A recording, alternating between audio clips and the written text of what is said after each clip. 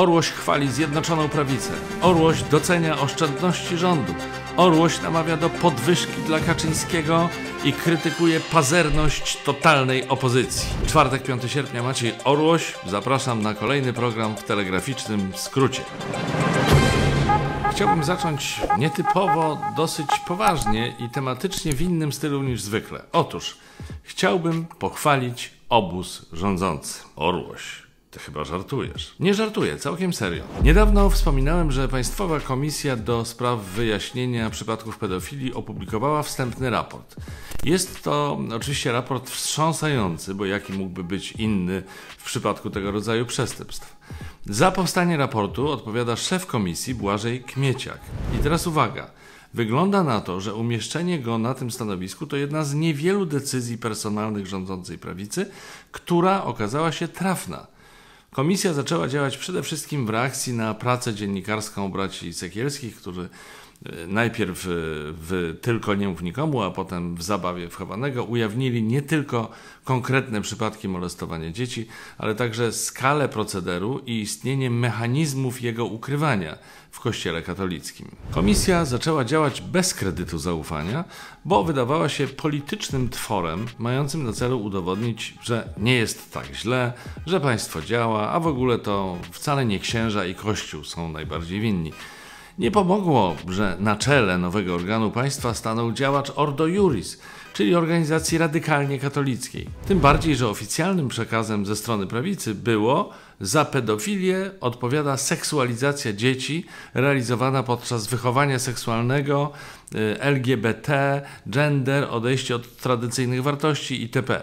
TVP nawet wyemitowała dokument autorstwa Sylwestra Latkowskiego, który miał odwrócić uwagę od tuszowania pedofilii w Kościele, przerzucając w wątpliwy oczywiście sposób odpowiedzialność na celebrytów. Komisja rozkręcała się wolno, długo nie mogła się pochwalić żadnymi osiągnięciami, co tylko pogłębiało nieufność społeczeństwa. Ale jak już zaczęła działać, to na dobre i wygląda na to, że jej przewodniczący ma serio dobre intencje. W wywiadzie udzielonym Januszowi Szwertnerowi z Onetu Błażej Kmieciak przyznał, że wielokrotnie piastując tę funkcję przechodził kryzysy, szczególnie wiary w człowieczeństwo, kiedy musiał zapoznać się z dowodami molestowania i gwałtów.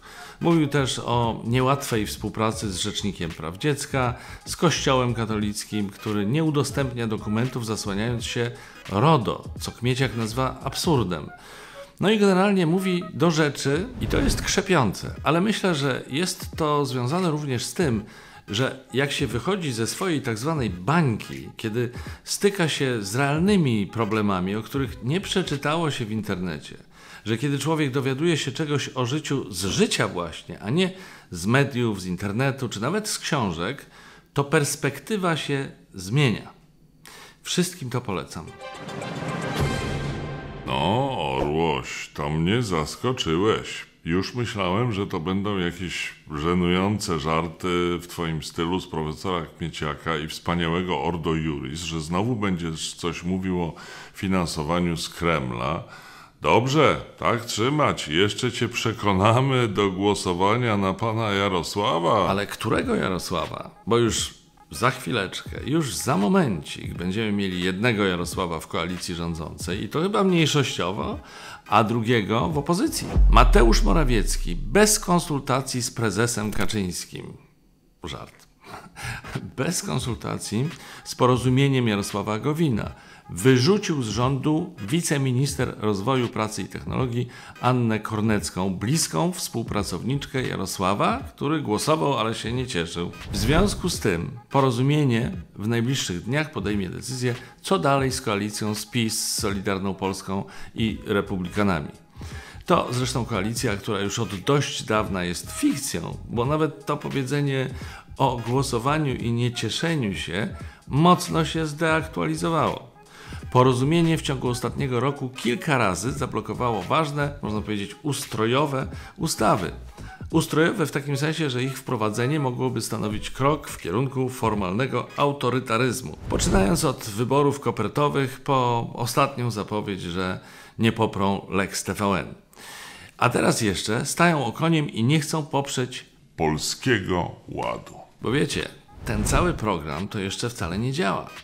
Wiem, że trudno w to uwierzyć, biorąc pod uwagę, że z rządowych mediów i billboardów krzyczą hasła o jego korzyściach. Ale jak dotąd kasa z ładu to chyba trafiła tylko do twórców tych reklam. O, tu macie jedną z nich. To moja ulubiona, bo wydaje mi się, że najlepiej oddaje sens obiecanek Mateusza Morawieckiego. Widzicie? Jest radosna polska rodzina, model, jak rozumiem, 2+3, czyli korzystny demograficznie. A któż to jest po prawej stronie? Dziecko w goglach VR. Ono to wszystko przeżywa tylko wirtualnie, a w rzeczywistości jest tylko płacz i zgrzytanie zębów. Jeśli czytaliście Kongres Futurologiczny Lema, to pamiętacie, że tam właśnie był taki motyw. Ludziom wydawało się, że żyją w szczęściu i dostatku, ale naprawdę byli pod wpływem środków halucynogennych, które tworzyły tylko wizję owego dostatku. W rzeczywistości byli zabiedzeni, wychudzeni, żyli w slumsach. Telewizja publiczna od jakiegoś czasu właśnie próbuje u swoich widzów wywołać takie halucynacje, ale to jednak trochę za mało. Najwyraźniej Mateusz Morawiecki postanowił pójść krok dalej. Matrix dla Polaków. Oto ten Polski Ład. Tak jest, Orłoś. W Matrixie to sobie nawet będziecie mogli głosować na tę opozycję totalną. A tu w rzeczywistości będziemy rządzić my i będzie Ordnung. A nie, przepraszam, nie Ordnung, bo Ordnung to może być u Tuska. Porządek. Będzie porządek. Tylko skąd władza weźmie kasę na tyle gogli VR? Sasin może co prawda znowu zachachmęcić, skombinować jakoś te 70 milionów, ale to chyba nie starczy. Orłoś, znowu o Sasinie. Naprawdę... Oczywiście może się okazać, że przy okazji Polskiego Ładu Zjednoczona Prawica sięgnie do kieszeni obywateli.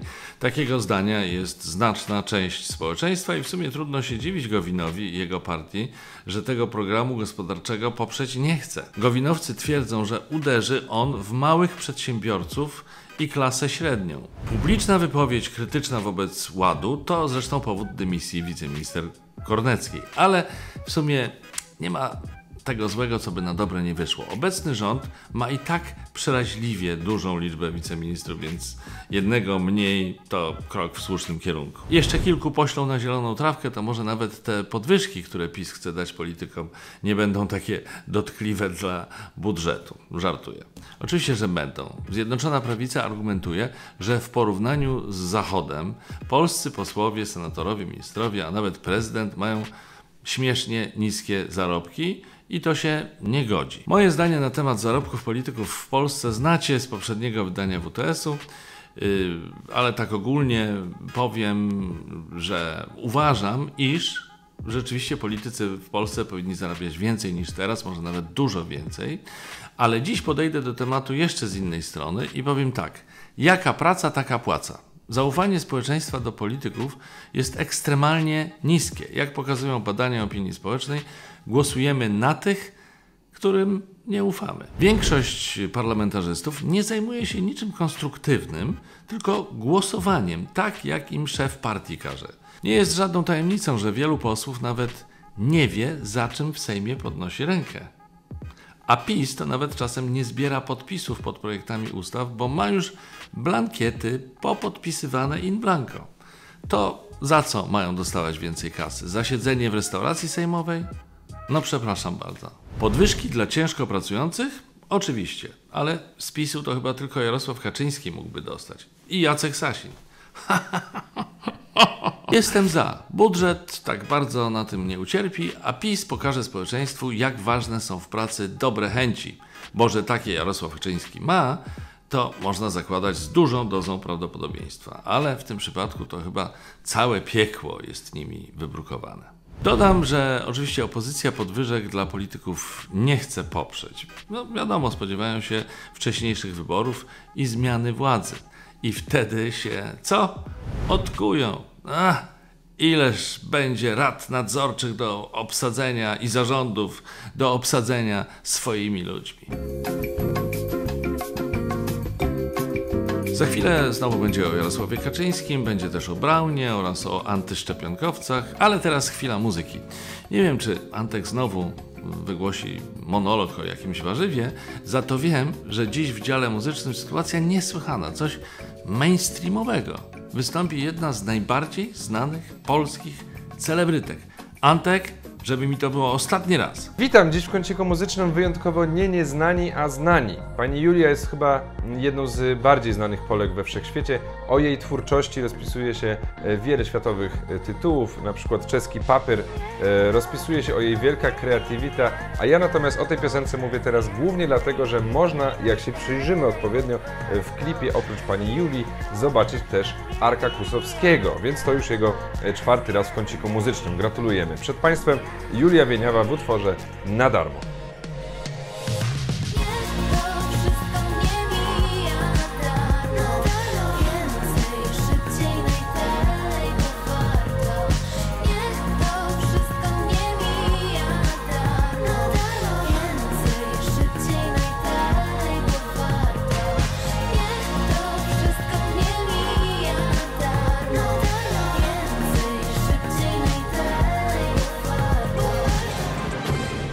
Wracając do ciężkiej pracy Jarosława Kaczyńskiego, zastanawiam się, czy to on osobiście wymyśla te wszystkie koncepcje na zachęcenie Polaków do szczepień. No wiecie, te loterie, w których można wygrać hulajnogę, te spotkania z kołami gospodyń wiejskich, te wszystkie ostatnie proste ze sportowcami i tak dalej. Bo jeśli tak, to chyba znowu mu nie wyszło.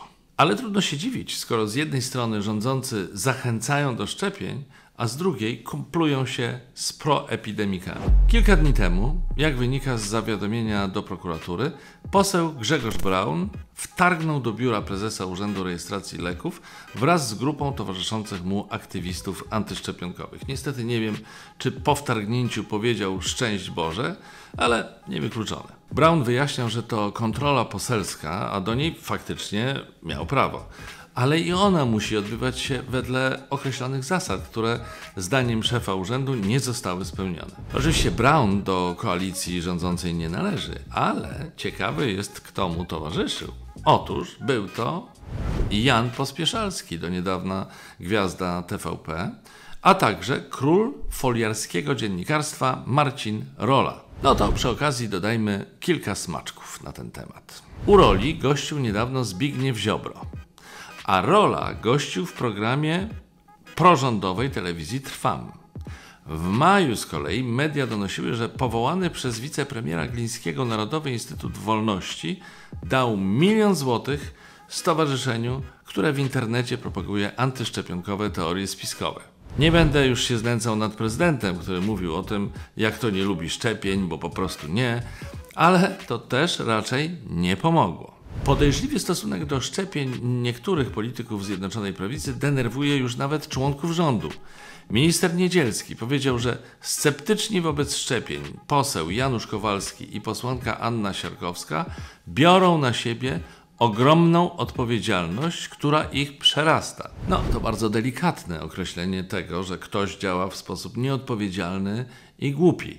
Siarkowska i Kowalski próbowali wtargnąć do placówki opiekuńczej dla dzieci w Nowym Dworze Gdańskim, bo wydawało im się, że ktoś tam szczepi dzieci bez zgody opiekunów. Zresztą mówiliśmy o tej sprawie w jednym z poprzednich WTS-ów. Też się zasłaniali kontrolą poselską.